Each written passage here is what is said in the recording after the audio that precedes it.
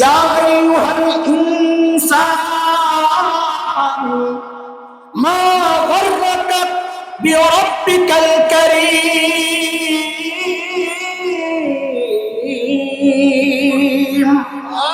ও মানুষ, তোমারে কে ধোকায় ফেললো তোমার ওই করিম রবের ব্যাপারে? আর কার কাছ থেকে কি পেয়ে তুমি তোমার করিম রব ভুলে না? খুব মনোযোগ, শেষ মুহূর্তের কথা। দেখেন, ডাক্তার শুনলাম, বললাম, তর্জমা করলাম, কিন্তু ডাক্তার ওজনটা কত এটা এখনো আমরা বুঝতে পারি। বুঝার জন্য কিছু শব্দ বোঝা লাগবে। শব্দটা বলেন তো, কে দেখেন আমাদেরকে? রব্বে করিম, এখানে দুইটা শব্দ আছে, একটা হচ্ছে করিম আর একটা হচ্ছে রব। বলেন করিম আর, বলেন করিম আর। আরবিতে করিম বলে ওই দাতাকে যিনি না চাইতেই দেন, তাকে কি বলে? কি বলে? এই চোখ চায়া পাইছে না চায়? কান, হাত পাও, শরীরের কোন অঙ্গটা চায়া পাইছি বলেন তো? হ্যাঁ হ্যাঁ, সব না চায়া যিনি দিয়েছেন তাকে কি বলে? করিম। রব না, কি বলে? দেওয়ার পর আবার এগুলোকে লালন পালন করেছেন, বাড়িয়েছেন, পরিচর্যা করেছেন, সংরক্ষণ করেছেন, নিরাপত্তা দিয়েছেন যিনি, তাকে বলে রব। তাকে বলে, বলেন তাকে বলে। দেখেন, আমি তো একটু অর্থ বললাম, কিন্তু এখনো ডাক্তার ওজনটা আমরা বুঝি নাই। একটা উদাহরণ শুনি তো ওজনটা বুঝে আসবে। একটা উদাহরণ শুনি। আচ্ছা বলেন তো, মানুষের মধ্যে আমাদেরকে সবচেয়ে বেশি ভালোবাসেন যে মানুষটাকে? সবাই বলেন না, আরে একসাথে বলেন না। আরে শুনতেও তো মজা লাগে, ওই ওই আওয়াজে, ওই ডাকে যে কি মধু আল্লাহ রাখছেন। আরে মার কলিজায় যে কত দরদ আর মায়া আর মমতার ভালোবাসা, এটা মা ছাড়া দুনিয়ার কেউ বুঝবে না।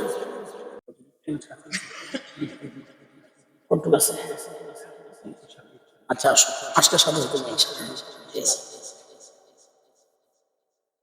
আল্লাহ বলেন ওয়ালা ইউবদিনা যিনাতাহুন্না, মেয়েরা যেন তাদের সৌন্দর্য প্রকাশ না করে। মুফাসসিররা বলেন এটা হচ্ছে পর্দার মূল পয়েন্ট, সৌন্দর্য গোপন করা।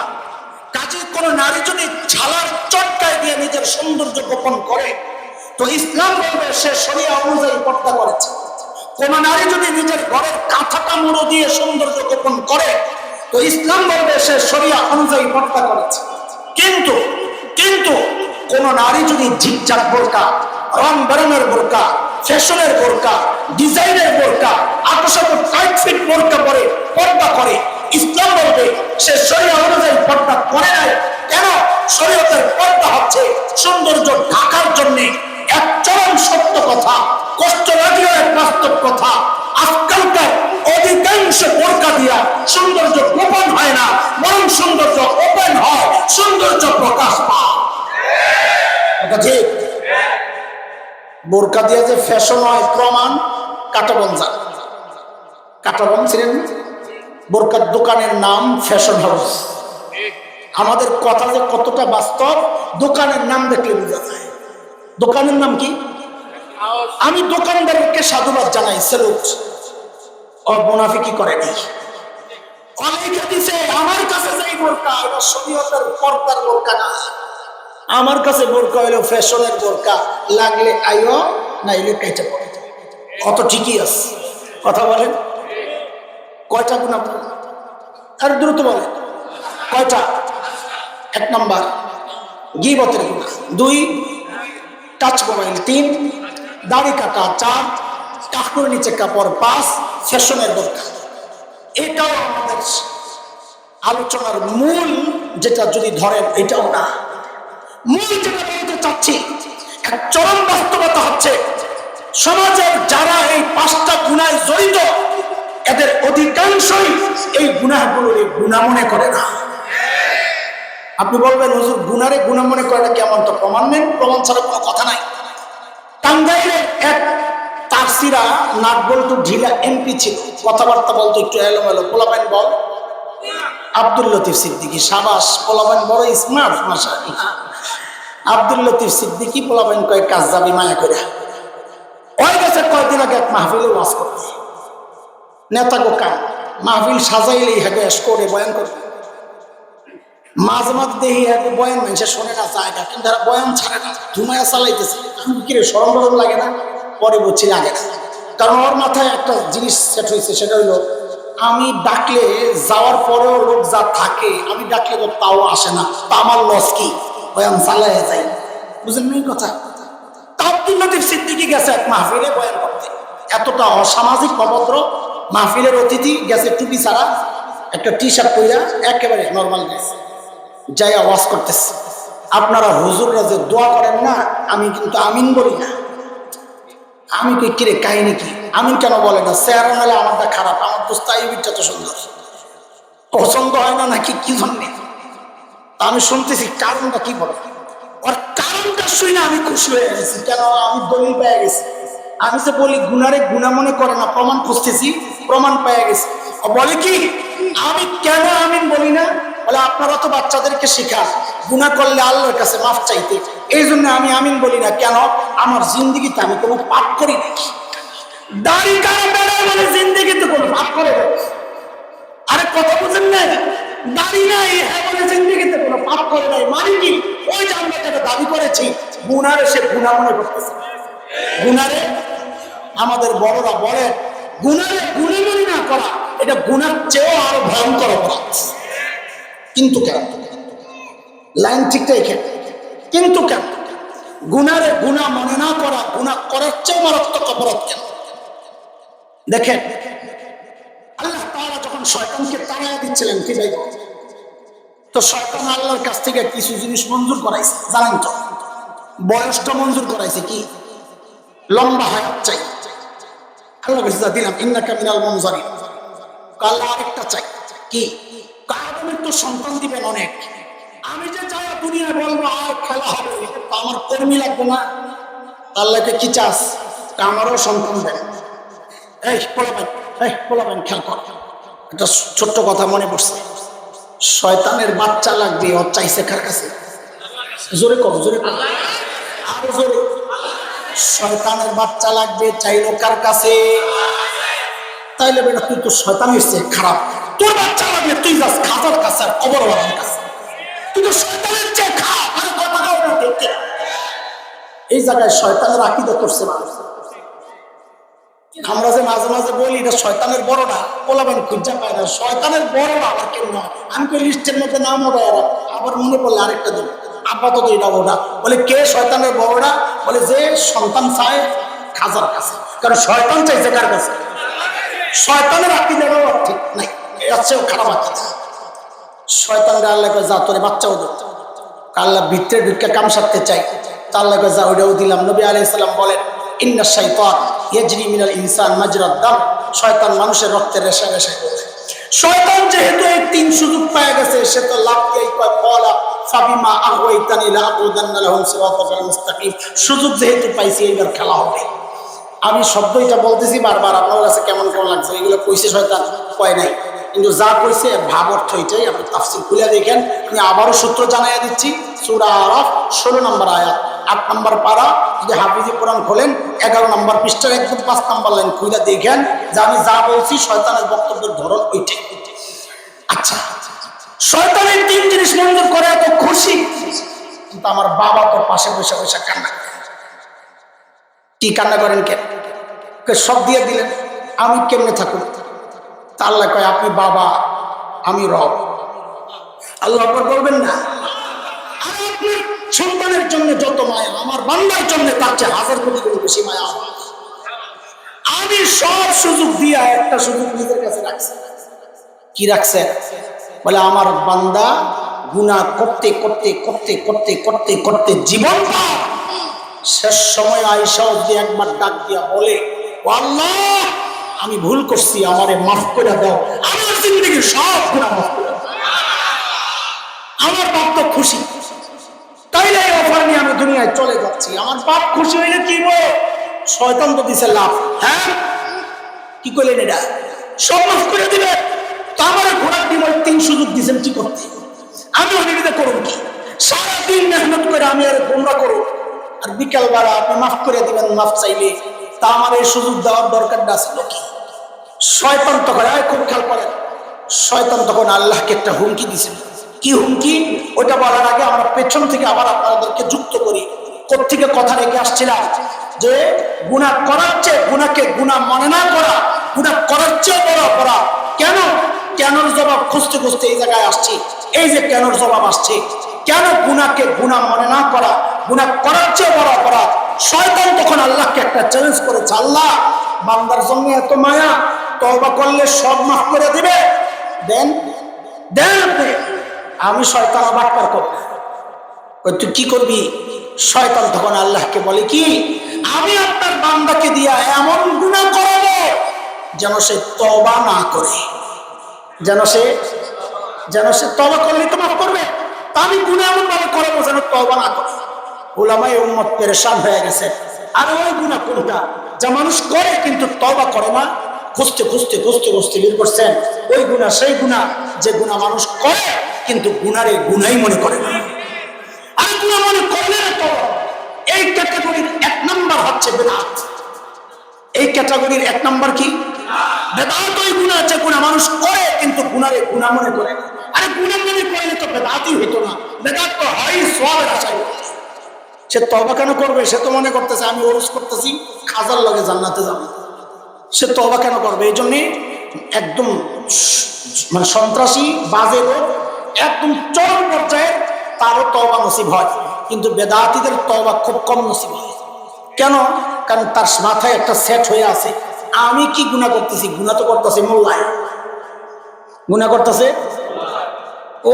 ওরস করে না, কিয়াম করে না, মিলাদ করে না, জিকির করে না, বাদ্যযন্ত্র বাজায় না, গুনাহ তো করতেছে মোল্লায়। এ নামাজ কি করে? নামাজ লাগবো না, কলিমা লাগবো না, মৃত্যুর সময় ডোল বাজায় আমারে পাঠিয়ে দিও। ও তো মনে করতেছে ওইটা ইবাদত। অত তওবা করবে কি জন্য? বুঝে আসছেনি কথা? আমাদের আলোচনার দুইটা পার্ট আমি করতে চাইছিলাম। এক পার্ট গেল, সেটা কি যে ওই সমস্ত গুনাহ আমরা চিনব যে গুনাহ আল্লাহ ছাড় দেন কিন্তু ছেড়ে দেন না, সেটা আমরা বের করার চেষ্টা করেছি। সেটা কি? যে গুনাহ বান্দা নিয়মিত করে ছাড়তে পারে না। আরো ভয়ঙ্কর খবর হচ্ছে সেই গুনাহটারে গুনাহই মনে করে না। তো তওবার সুযোগ না পাইলে আল্লাহ মাফ করবেন কেন? তাহলে আমিও ছাড় দিব না। খুঁজে পাইছেন? এইবার বলেন ছাড়তে চাই কি চাই না? গুনাহ ছাড়তে চাই, আমি তো চাই ইনশাআল্লাহ। আল্লাহ আপনারা হাত পাইছেন? আচ্ছা হাত নামান, আমি তো কই এই কথা হাত পাই। কিন্তু আমার একটা রোগ আছে, দেখেন তো আপনার আছে কিনা।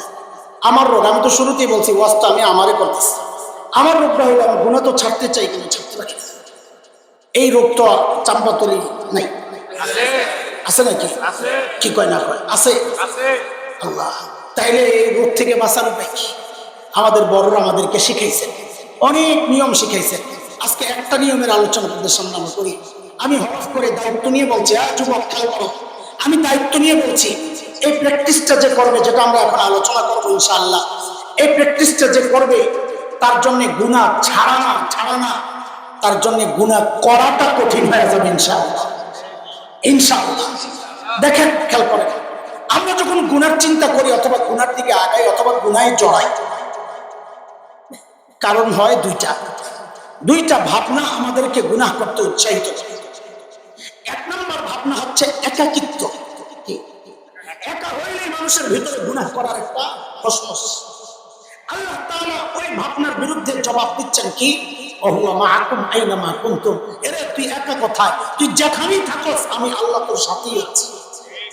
দুই নম্বর ভাবনা, যে ভাবনা মানুষকে গুনাহ করতে উৎসাহিত করে, সেটা হচ্ছে আমাকে কেউ দেখছে না তো, আমাকে কেউ দেখছে না তো। ওই ভাবনাও মানুষকে গুনাহ করতে উৎসাহিত করে। এই ভাবনার বিরুদ্ধে আল্লাহ জবাব দিচ্ছেন, আলাম ইয়ালাম বিআন্নাল্লাহ ইয়ারা। ও জানে না কেউ না দেখলো আমি আল্লাহ যে তাকায় হইছি। এই যে দুইটা কথা শোনালাম, এবার একটা প্রশ্ন করি, আমাকে আপনারা জবাব দেন। আমরা যখন গুনার চিন্তা করি অথবা গুনার দিকে আগাই অথবা গুনায় জড়াই, দুনিয়ার কেউ না জানলেও কেউ না দেখলেও আমাদেরকে একজন দেখেন, জানেন তিনি কে। এই জায়গায় এই বিষয়ের সাপোর্টে কোরআনের যে আয়াতটা আমি আনতে চাই, ওই আয়াতে আল্লাহ নিজের যে পরিচয়টা দিয়েছেন, আমি ওই শব্দটা বলবো, সেটা আমার সাথে বলেন আপনারা, রব্বে কারীম বলেন, সবাই বলেন। অনেকের জন্য শব্দটা নতুন, এই জন্য বারবার উচ্চারণ করলে ইজি হবে বলাটা। বলেন তা আমি আবার জিজ্ঞেস করি, এইবার ঠিকঠাক মতো জবাব দিয়ে আল্লাহ বললেন না, যেটা শিখাই দিছে ওইটা বলবেন। আমরা গুনার চিন্তা করলে আগাইলে আমাদেরকে কে দেখতে থাকেন? কাজ দুইটা, দেখতে থাকেন আর ডাকতে থাকেন। বলেন, আবার বলেন, দেখতে থাকে না কে কে কে কি করেন? দেখতে থাকে না, দেখতে থাকে না, কি বলে ডাকেন সেটাও আল্লাহ কোরআনে জানায়া দিচ্ছেন। সূরা ইনফিতার আম্মা পারা 5 নম্বর সূরা 6, 7, 8 আয়াতগুলো পড়ে দেখেন আল্লাহ কি বলে ডাকেন। আল্লাহ নিজে বলতেছেন, কেউ না। আমি মাঝে মধ্যে আমার বাচ্চাদেরকে বুঝাই, মা চিনো? মা চিনিয়ে জাম্মু না, মা এক ভিন্ন মানুষ। যুবকরা খেয়াল করো, মা ওই মানুষ, ঘরে খাবার আছে যা, মা যদি মনে করেন এখান থেকে আমি যদি একটু খাই আমার বাচ্চারা পেট পুরে খেতে পারবে না, মা ওই মানুষ। ওই মুহূর্তে একটা অভিনয় করবেন নিজের প্রচন্ড ক্ষুধা পেটে, প্রচন্ড ক্ষুধা পেটে নিয়ে মা একটা অভিনয় করে বলবেন কি, আম্মুর ক্ষুধা নাই, বমি বমি লাগতেছে, তোমরা খায়। এই মানুষের নাম কি? ঘরে আপেল আছে 3টা, বাচ্চাও 3টা, মা ওই মানুষ। ওই মুহূর্তে বলবেন কি, আম্মুর আপেল পছন্দ না, তোমরা খায়। সারা জিন্দেগি এই কাজটা যিনি করেছেন, ঘরে কোনো ভালো খাবার তৈরি হলে আমাদের মুখে না দেওয়া যিনি কোনোদিন খান নাই, এই স্যাক্রিফাইস সারা জিন্দেগি যিনি করেছেন তার নাম। আর এর জন্যই তো ওলামারা কিছু কিছু মাসআলায় মা আর বাবাকে আলাদা করছেন। যেমন যেমন একটা মাসআলা তো এমন, কোন সন্তান যদি বাবা মার আগে মৃত্যুবরণ করে তো মাসআলা হলো, বাবা তো সন্তানের লাশের পেছনে পেছনে যেতে পারে, বাবা সন্তানের কবরেও নামতে পারে। বলে কেন? বাবার কলিজায় মায়া দয়া নাই? বাবা চিৎকার করে করে কান্না করবেন, কিন্তু বাবাকে আল্লাহ ওই শক্তি মনোবল দিয়েছেন, বাবা সন্তানকে দাফন করে কান্না করতে করতে উপরে ওঠার ক্ষমতা রাখে। কিন্তু কিন্তু কোন মায়ের জন্য সন্তানের লাশের পেছনে যাওয়া চলবে না, কোন মায়ের জন্য সন্তানের কবরে নামা চলবে না। কেন? কারণ দুনিয়ায় এমন কোনো মা নাই যে সন্তানকে দাফন করার জন্য কবরে নেমে সন্তানকে দাফন করে ওই মা সুস্থ অবস্থায় উপরে উঠবেন, এমন কোনো মা জগতে নেই। সন্তানকে শোয়া নিজ লাশে শুয়ে, কথা ঠিক কিনা বলেন? আরে ভাই বন্ধুরা একটু বলেন তো, এই যে মায়ের কলিজায় এত দরদার মায়া মমতার ভালোবাসা, কারণটা কি? মা আমার একটা চোখ বানাইছেন সেই জন্য, একটা কান বানাইছেন সেই জন্য, একটা হাত, একটা পা। একবারে বলে ফেলেন তো, মা আমার শরীরের কি বানাইছে? বলেন বলেন, এ যুবক কথা বলো, কি বানাইছে? কিছুই না, কিছুই না। অল্প কয়েকদিন ভাড়াটিয়ার মতো পেটে ধারণ করেছে, হওয়ার পর লালন করেছেন। মা আমার শরীরের কিচ্ছু বানান নাই, তাতেই মার কলিজায় এত বড়। মা আমার শরীরের কিচ্ছু বানান নাই, তাতেই মার কলিজায় এত মমতা।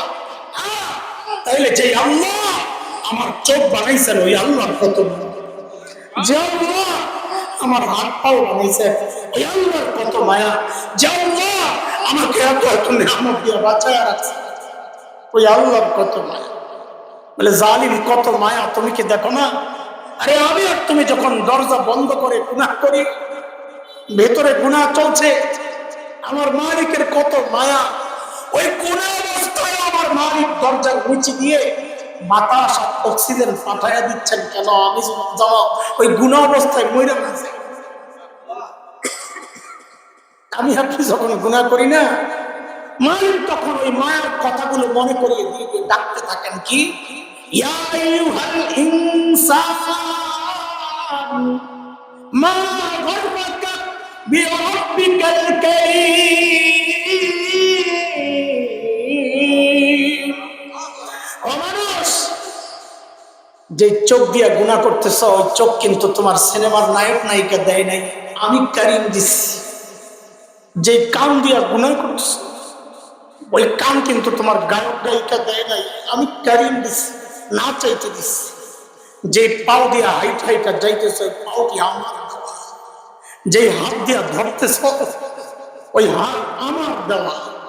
আমার দেওয়া নিয়ামত দিয়ে আমার নাফরমানি করছো কেন? কার কাছে কি পাইয়া তুমি আমারই ভুল? বলো, বান্দা যখন জিজ্ঞেস করছে, মালিক কারিম তো ওই সত্তা যিনি না চাইতে দেন, রব যিনি সংরক্ষণ করেন বাঁচান, আপনি কি করছেন? আল্লাহ যেন জবাব দিচ্ছেন, কি করছি জালিম, তুই নিজের চেহারার দিকে তাকায়া দেখ। আল্লাযী খালাকাকা ফাসাওয়াকা ফাআদালাক ফি আই সূরাতিন মা শাআ রাক্কাবাক। আরে তোর মতো সুন্দর করে আমি কাউরে বানাই নাই।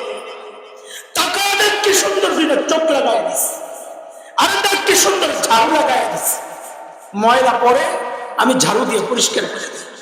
তুই যখন ঘুমায় যাস ওই চোখগুলো অনিরাপদ হয়ে যায়। আমি বাঁচানোর দায়িত্ব আমার, আমি নিজ দায়িত্বে ওই তোর ঘুমের সাথে সাথে উপর দিয়ে একটা শাটার লাগাইয়া দিই, একটা ঢাকনা লাগাইয়া দিই, চোখগুলোর নিরাপদ করে দিই। অথচ তুই কি করস? ঘুম ভাঙার সাথে সাথে ওই চোখগুলো খুইলাই আমার নাফরমানি করা শুরু করছিস। মা গাররাকা বিরাব্বিকাল কারীম। আরে কে তোকে ধোঁকায় ফেললো বল? আমাদের বড়রা বলেন কি জানেন, আরে ডাকের ভিতরে যেন আরেকটা ডাক রয়ে গেছে। কি সেটা? বড় স্পর্শকাতর কথা, বড় হৃদয়, হ্যাঁ একদম টুকরা টুকরা করা এমন কথা বড়রা বলে। আল্লাহ যেন বলছেন, বান্দা আরে তোর ছোট্ট বাচ্চাটা তাকায়া থাকলে তুই গুনাহ করস, তোর লজ্জা লাগে? তোর ওস্তাদ, তোর মুরব্বী, তোর মা বাবা তাকায় থাকলে তুই গুনাহ করস না, তোর লজ্জা লাগে? অথচ আমি কারীম, আমার দেওয়া নিয়ামত দিয়ে গুনাহ করতেছস, আমি তাকায় তাকায় তোর ডাকতেছি, তাও তুই গুনাহ ছাড়স না। এর বাবা একটু বলতো, আমার দাম বুঝি তোর কাছে ওই বাচ্চাটার চেয়ে কমে গেল না? আপনার তো ওই বাচ্চাটার চেয়ে কমে গেল? ওই বাচ্চাটা তাকায় থাকলে তুই গুনাহ করস না, আর আমি তাকায় তাকায় ডাকতেছি, তাও তুই গুনাহ ছাড়স না। কি হয়ে গেল তো? মা গাররাকা বিরাব্বিকাল কারীম। মুহতারাম হাজরিন, আমি কথা আর আগাইতে পারতেছি না। আমি শেষ একটা কথা বলি, আপনাদেরকে হতাশ করার জন্য কথাগুলো বলি নাই। কথাগুলো বলেছি উদাস না হওয়ার জন্য। হতাশ হব না, কিন্তু কি হব না? উদাস হব। কেন জানেন কেন উদাস হব না? যে গুনাহ যে অনেক করে ফেলছি হুজুর, হ্যাঁ আমাদেরও আছে।